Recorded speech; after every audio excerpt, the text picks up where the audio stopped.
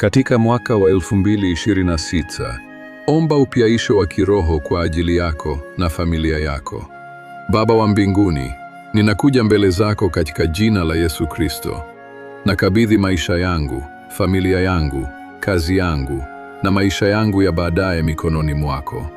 Tafadhali niongoze, ukiondoa athari zote zisizo za kwako na kuondoa mizigo inayozuia ukuaji wangu. Katika jina la Bwana, vifungo vya zamani vikome, sauti hasi zisiachwe kunitambulisha, na udhaifu unaojirudia usinidhibiti tena. Bwana, funika nyumba yangu kwa uwepo wako, elekeza hatua zangu kwa hekima yako, na utawale moyo wangu kwa amani yako. Natangaza kwamba mwaka huu nitaishi chini ya uongozi wako na chini ya neema yako. Katika jina la Yesu, amina.